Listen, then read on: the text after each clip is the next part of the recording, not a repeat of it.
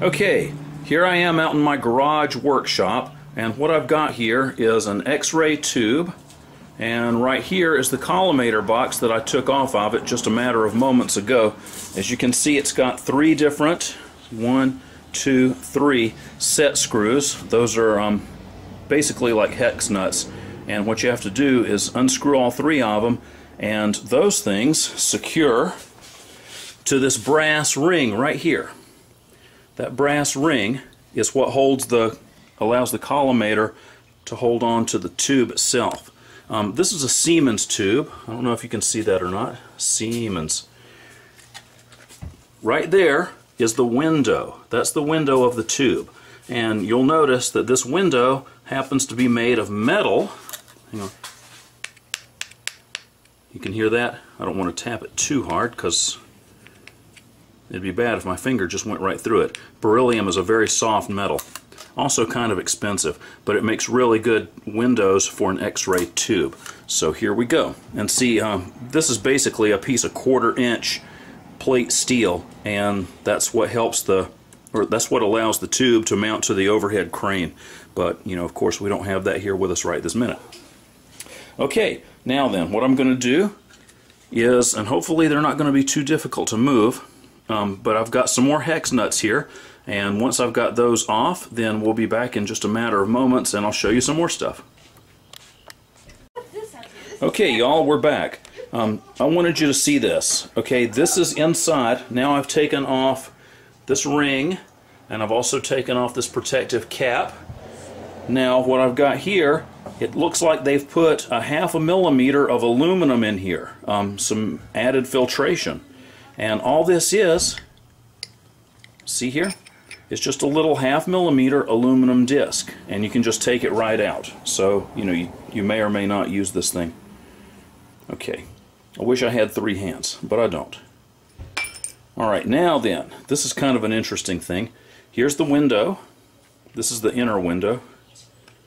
And this little orange piece should just lift right out.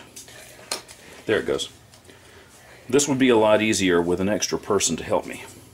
Alright, now then, here goes the window. This is the real window of the tube. Okay, this one just happens to be made out of glass. I'm sorry, not the window of the tube, the window of the tube housing.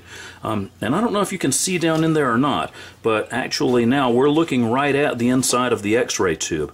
I don't know if I'm going to be able to extract it or not, but I'm going to give it a whirl. Okay, a few more hex bolts to take off, and then we'll be back in a matter of moments. Okay, here we are again. Now then, what I've got going on here, I've taken the hex bolts out. It turned out to be metric, by the way, so I had to go get a different wrench set. Okay, now, here goes this metal ring. That thing is very heavy. I'm not sure if it may be made out of lead or it could just be steel. Anyway. Alright, now then, we're kind of in dangerous territory because I've taken off the retaining ring, basically. So now what I've got, see that rubber O-ring there? As soon as I break that seal, this tube is full of oil, and it's going to be a big, huge mess. So what I'm going to have to do is go get some kind of a catch basin before I do that, because I don't want this oil all over my garage floor. That would be a huge mess. Alright, I'll be back in just a moment. Alright, here we are once again, and now I've got my lab assistant William with me, and he's going to be helping me here. He's going to hold on to this catch basin. William, get right there just a minute. Here, you hold on to this basin. What I'm going to be doing,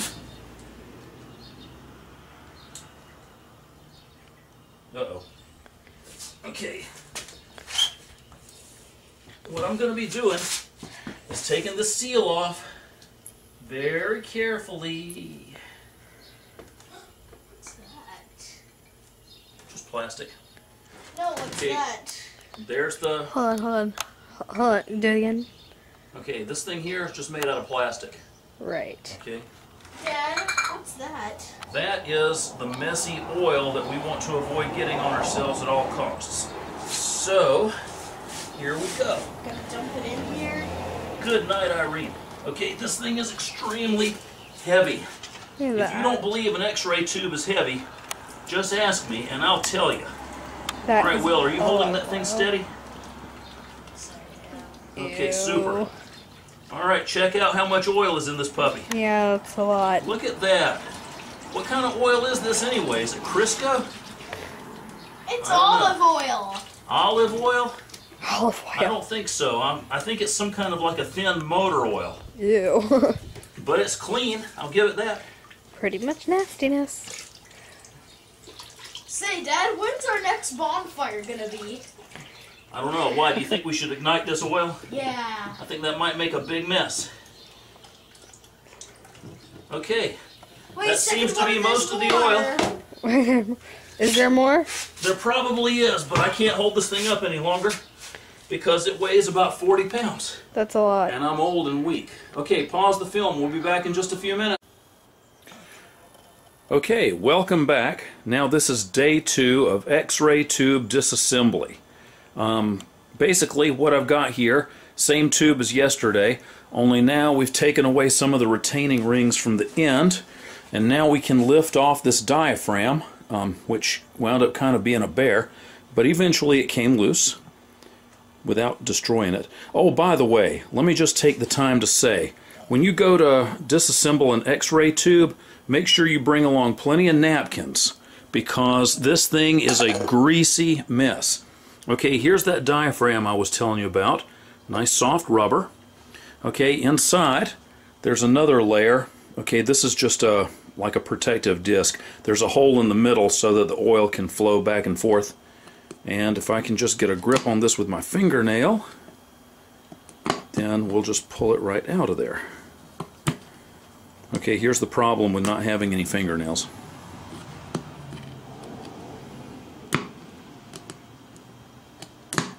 Okay, hang on a second. I'm going to need to get another tool. Okay, I'm back. Now, with the help of this ordinary pin punch, okay, out that thing goes. Now we can see that inside, here we go. This is the cathode end of the X-ray tube. Now, I had this thing apart earlier, and you'll notice I cut the wires. Okay, always cut the blue wire first. Check this out. Okay, this is the cathode end. This is where the high voltage cable comes in from the overhead crane. And this whole thing just pulls right out. Okay, the high voltage cable plugs right in there. Okay, now with that high voltage connection out of the way, we can see that there's a plastic framework inside, and it has some little plastic screws. Actually, I'm thinking these things are probably made out of nylon and not just regular plastic. But once you get them loosened up with a screwdriver, they're pretty easy to come out. You know, quite a few things in this tube have been easy to extract once you get them broken loose a little bit, and I think the reason for that is because everything inside this tube housing is literally soaked in oil. So all these screws and all these parts, they've been soaking in dielectric oil for probably several years. Okay, I'm going to have to finagle this thing around. I think I'm going to need both hands in order to be able to do this. And as you guys know by now, okay, take a look-see at this, and just keep in mind where everything's located. And then whenever we get the tube out, you'll see that the cathode ends, these wires, are what supplies electricity to the filament. Alright, see you in a bit. Okay, several minutes later. What happened was this. I got in here and I started trying to remove the tube from the stator end, and that thing was held in place by 3 bolts. Well, I took the nuts off and I still couldn't get it to come loose. What I wound up having to do was take a pin punch and just drive those studs back through these openings here, and then I was able to twist the stator assembly and get the whole thing to come out. Now, another thing that I had to hassle with was all these wires. I didn't want to just cut them, so I had to force them through that that little hole right there one at a time. And so now basically the whole thing is loose, and it's still in the housing, as you can see. Right here, okay, this comes from the anode end of the tube, and This is its counterpart from the cathode end of the tube. And we'll talk a little bit more about these things in class. You'll notice these, where these electrodes, yes, these are the sockets for the electrodes. And you'll notice these things are totally insulated. So here's a question. How in the world does the electricity get from the cathode all the way over to the anode without there actually being a physical electrical connection? That's something to think about. Okay, so anyways, here we go. Tube housing, and inside the tube housing, the X-ray tube itself, which I'm going to take out of there in just a moment, but I'm going to have to put the camera down because I don't want to wind up breaking the thing after, going through all this trouble of removing it. Okay, so hang on just one second. Okay, and voila, here we are. We have one Siemens X-ray tube, complete with stator assembly, which I'm going to leave on this thing. I'm going to leave the stator assembly here so that everybody can have a good look at exactly how the stator relates to the rest of the tube. I think this is a pretty good setup. This is a good teaching tool, and I'm not sure that I'm going to keep all these other component parts because, holy mackerel, this thing is really, really heavy. Anyway, okay, here we go. Oh, this is something I wanted to show you guys. This ring here, okay, this just fits around this end of the tube, and it's got some little rubber feet. Okay, so it fits nice and snug, and that keeps the cathode end of the tube from just kind of, being loose in there.